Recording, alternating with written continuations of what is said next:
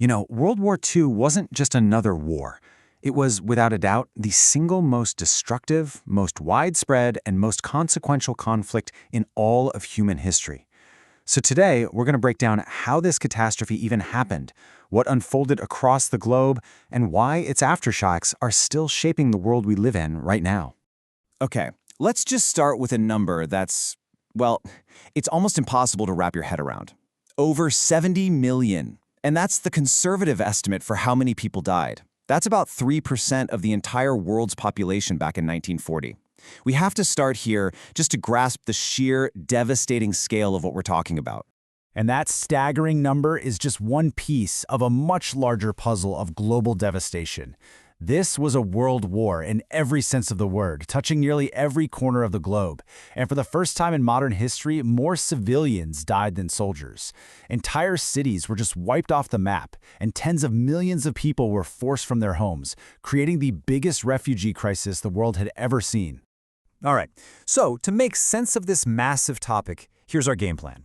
We'll start with the seeds of the conflict. Then, we'll follow the war across both Europe and the Pacific. We're going to dedicate a specific section to understanding the systematic genocide, the Holocaust. And finally, we'll look at how the world was rebuilt from all that ash and what lessons we're still learning today. So you gotta ask, right? How could something like this possibly happen? How did the entire world plunge into such darkness just 20 years after what was supposed to be the war to end all wars? Well, the answer really begins in the simmering anger left over from World War I. Yeah, the Treaty of Versailles. You can't really call it a negotiation. It was pure punishment. Germany was forced to take all the blame, pay reparations that absolutely wrecked its economy, lose a huge chunk of its land, and basically dismantle its military.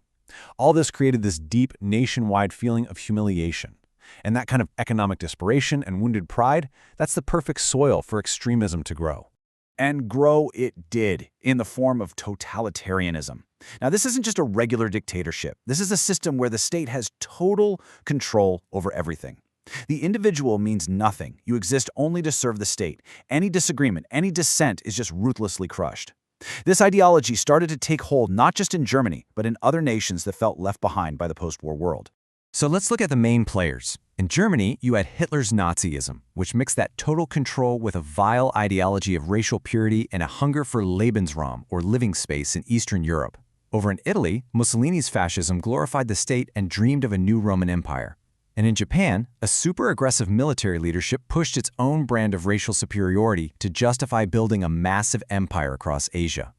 So, what were the world's democracies, Britain and France, doing all this time? They chose a policy called appeasement. Basically, every time Hitler broke the rules of the Versailles Treaty, they just looked the other way, hoping to avoid another terrible war. He marched troops into the Rhineland. They did nothing. He annexed Austria. They did nothing. They literally handed him a part of Czechoslovakia. And every single concession just proved to Hitler that the West was too scared to stop him. And this quote, it just says it all. After giving up Czechoslovakia to Hitler, the British Prime Minister, Neville Chamberlain, flew home and declared he had secured peace for our time. It's become the ultimate symbol of a tragic mistake. It's the hard lesson that trying to appease a bully doesn't buy you peace. It just makes them bolder. And then came the move that shocked everybody. The final piece of the puzzle just clicked into place. Two bitter enemies, Nazi Germany and the Communist Soviet Union, signed a non-aggression pact. And in secret, they agreed to split Poland between them. For Hitler, this was the green light. His biggest fear, a war on two fronts, was gone. Just 1 week later, his tanks rolled into Poland. And just like that, Britain and France declared war. The continent of Europe was about to be plunged into 6 long, brutal years of conflict. And right from the start, Germany unleashed a new, terrifying way of fighting that nobody was ready for. They called it Blitzkrieg, Lightning War, and it was unlike anything the world had ever seen. Forget the stagnant trenches of World War I. This was all about speed and shock. First, tanks would punch a hole through the enemy lines. Then they'd race deep into the rear to surround huge armies. Finally, dive bombers and infantry would move in to destroy the trapped forces. The result? France, a country that held out for 4 years in WWI, was defeated in just 6 weeks. With France gone, Britain stood completely alone. Hitler started planning an invasion, but first he had to control the skies. What followed was the Battle of Britain. Thanks to the defiant leadership of Winston Churchill and the incredible skill of the Royal Air Force pilots, Britain held on. It was Hitler's first real defeat, and it proved the Nazi war machine could, in fact, be stopped. But then, in June of '41, Hitler made what was probably his biggest mistake, his biggest gamble. He invaded the Soviet Union. The initial attack was stunningly successful, but the war on the Eastern Front eventually ground to a bloody halt in a city called Stalingrad. This single battle would become the bloodiest in human history and the absolute turning point of the war in Europe. 2 million. That's roughly how many casualties, killed, wounded, or captured, there were from both sides in the battle for Stalingrad. The fighting was apocalyptic, a meat grinder in the rubble of a city that had been completely destroyed. After the entire German Sixth Army was surrounded and forced to surrender, the tide of the war turned for good. From that moment on, Germany was in retreat on the Eastern Front. Okay, so you've got the Soviets grinding away from the east.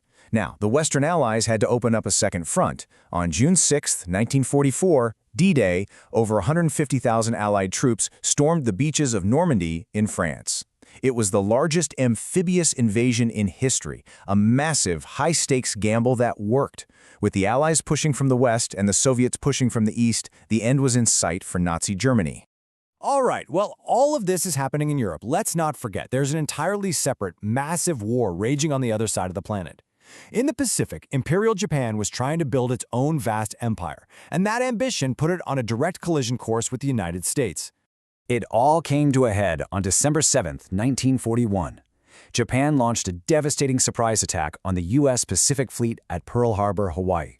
Their plan was to knock out the American Navy so they could conquer Southeast Asia without a fight, but it backfired spectacularly. The attack instantly united a divided America and woke up what one Japanese admiral famously called a sleeping giant. It only took 6 months for that sleeping giant to wake up and strike back. At the Battle of Midway, U.S. codebreakers figured out Japan's plan, allowing the U.S. Navy to set a perfect trap. And just look at the losses. Japan lost 4 of its most powerful aircraft carriers, the core of its fleet. In a single day, they never recovered. Midway was the Stalingrad of the Pacific. The tide had turned. Okay, fast forward to 1945. Japan is beaten, everyone knows it. But their military leadership, they just refused to surrender. President Harry Truman, who had just taken over after Roosevelt died, was faced with these 4 awful options. An invasion of Japan was expected to cost over 1 million American lives, based on the fanatical resistance they'd already seen. But there was another choice, a new, terrible weapon. Truman made his choice. He decided to use the atomic bomb, first on the city of Hiroshima. When Japan still wouldn't surrender, a second bomb was dropped on Nagasaki 3 days later. That very same day, the Soviets invaded Japanese territory in Manchuria. Faced with this unbelievable destruction and a new enemy, the Emperor of Japan finally stepped in and announced their surrender. The Second World War was over. But we have to pause here, because running parallel to all this fighting was something else, something that wasn't a battle or a strategy. It was a central mission of the Nazi regime, the systematic, industrial-scale murder of 6 million Jews, along with millions of others. It's a crime so horrific it demanded a new word, genocide. You see, the Holocaust didn't just happen overnight. It didn't start with the death camps. It started with words. It started with laws designed to dehumanize people. First, the Nuremberg laws stripped Jewish people of their basic rights as citizens. Then, state-sponsored violence like Kristallnacht was used to terrorize them. Then they were herded into ghettos. It was a step-by-step progression that ended with a plan for mass murder, the final solution. This final solution was put into practice at purpose-built death camps, mostly in occupied Poland. And we have to be clear, these weren't concentration camps. They were factories of death, built for the sole purpose of murdering people on an industrial scale. At just one camp, Auschwitz-Birkenau, the process was so chillingly efficient that up to 6,000 people could be gassed and cremated every single day. When the Allied soldiers finally broke through and liberated these camps, what they found was it was beyond anything a human mind could imagine. General Dwight Eisenhower, the Supreme Allied Commander, knew immediately that the world had to see this. He ordered cameras to film everything, had photographers document the horrors, and even forced local German civilians to walk through the camps to witness what their government had done. Because he knew, even then, that someday people would try to deny it ever happened. So the war ends. But you couldn't just go back to the way things were. The world of 1939 was simply gone. A whole new global order had to be built from the ruins, one that was shaped by the immense costs and the profound lessons of the war. And when you look at who paid the highest price, this chart tells a shocking story. Look at the massive share from the Soviet Union and China. Together, they accounted for more than 60% of all the deaths in the entire war. That uneven level of suffering would deeply affect post-war politics, especially the Soviet Union's intense fear for its security, which helped fuel the Cold War. And maybe one of the most important lessons came from comparing what happened after WWI to what happened after WW2. Look at the difference. After the First War, the Allies punished Germany, which fueled anger and extremism. After the Second, the United States launched the Marshall Plan to rebuild their former enemies. By helping their economies recover, they created stable democracies that became strong allies. It was a masterclass in how rebuilding, not revenge, creates a lasting peace.